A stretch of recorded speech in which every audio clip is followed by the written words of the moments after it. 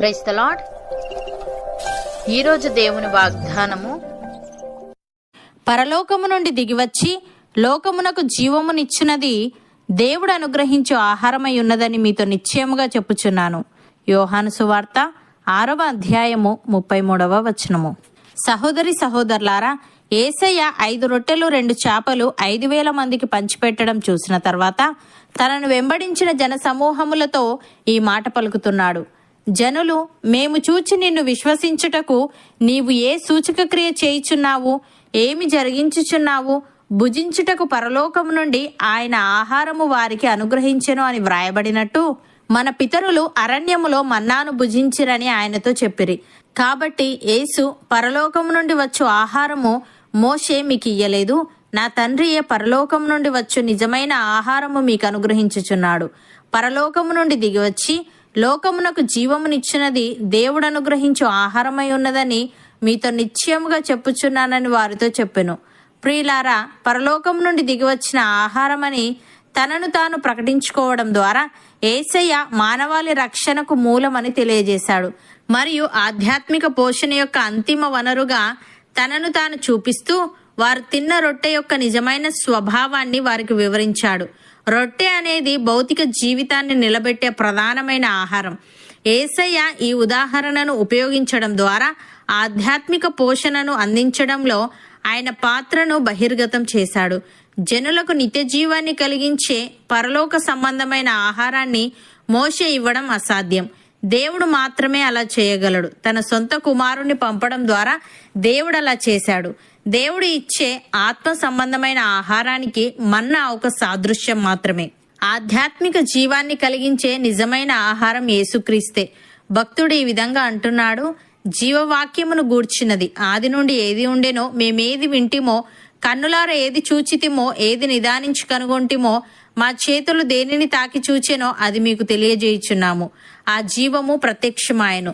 తండ్రి యొద్ద ఉండి మాకు ప్రత్యక్షమైన ఆ నిత్య జీవమును మేము చూచి ఆ జీవమును గూర్చి సాక్ష్యమిచ్చుచు దానిని మీకు తెలియపరచుచున్నాము. మాతో కూడా మీకును సహవాసము కలుగునట్లు మేము చూచిన దానిని వినిన దానిని మీకును తెలియజేయుచున్నాము. మన సహవాసం అయితే తండ్రితో కూడాను ఆయన కుమారుడైన యేసుక్రీస్తుతో కూడాను ఉన్నది అని. ప్రియులారా, ఎవడైనను క్రీస్తునందున్న ఎడల వాడు నూతన సృష్టి. పాతవి గతించెను, ఇదిగో కొత్తవాయెను. సమస్తమును దేవుని వలననైనవి. ఆయన మనలను క్రీస్తు ద్వారా తనతో సమాధానపరుచుకొని ఆ సమాధానపరచు పరిచర్యను మాకు అనుగ్రహించెను. అదేమనగా, దేవుడు వారి అపరాధములను వారి మీద మోపక క్రీస్తునందు లోకమును తనతో సమాధానపరుచుకొనుచు ఆ సమాధాన వాక్యమును మాకు అప్పగించెను. కావున దేవుడు మా ద్వారా వేడుకొనినట్టు మేము క్రీస్తుకు రాయబారులమై దేవునితో సమాధానపడుడని క్రీస్తు పక్షముగా మిమ్మును బతిమాలుకొనుచున్నాము. ఎందుకనగా మనం ఆయన యందు దేవుని నీతి అగునట్లు పాపమెరుగని ఆయనను మన కోసము పాపముగా చేసెను. యేసయ్య ఈ విధంగా అంటున్నాడు, జీవాహారము నేనే, నా యొద్దకు వచ్చువాడు ఏమాత్రమునూ ఆకలిగొనడు, నా యందు విశ్వాసముంచువాడు ఎప్పుడునూ దప్పిగొనడు. మీరు నన్ను చూచి ఉండి విశ్వసింపకయున్నారని మీతో చెప్పితిని. తండ్రి నాకు అనుగ్రహించు వారందరూ నా యొద్దకు వత్తురు. నా యొద్దకు వచ్చువానిని నేనెంత మాత్రమును బయటికి త్రోసివేయను. నా ఇష్టమును నెరవేర్చుకొనుటకు నేను రాలేదు, నన్ను పంపిన వాని చిత్తము నెరవేర్చుటకే పరలోకము నుండి దిగివచ్చితిని. ఆయన నాకు అనుగ్రహించిన దాని అంతటిలో నేనేమీ పోగొట్టుకొనక అంత్యదినమున దాన్ని లేపుటయే నన్ను పంపిన వాని చిత్తమై ఉన్నది అని. సహోదరి సహోదరులారా, యేసు దేవుని కుమారుడని ఎవడు ఒప్పుకొనునో వానిలో దేవుడు నిలిచి ఉన్నాడు, వాడు దేవుని అందున్నాడు. మన ఎడల దేవునికి ఉన్న ప్రేమను మనం ఎరిగిన వారమై దాన్ని నమ్ముకొని ఉన్నాము. దేవుడు ప్రేమ స్వరూపి అయి ఉన్నాడు. ప్రేమ యందు నిలిచి ఉండువాడు దేవుని యందు నిలిచి ఉన్నాడు, దేవుడు వాని యందు నిలిచి ఉన్నాడు. తీర్పు దినమందు మనకు ధైర్యము కలుగునట్లు దీని వలన ప్రేమ మనలో పరిపూర్ణము చేయబడి ఉన్నది.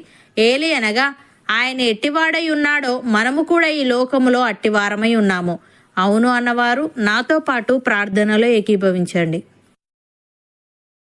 పరిశుద్ధుడా, ప్రేమగల తండ్రి, పరలోకము నుండి దిగివచ్చి లోకమునకు జీవమునిచ్చినది నీవు అనుగ్రహించు ఆహారమై ఉన్నదని, ఆధ్యాత్మిక జీవాన్ని కలిగించే నిజమైన ఆహారం యేసుక్రీస్తేనని నీవు తెలియజేశావు. తను నీకు స్తుతులు.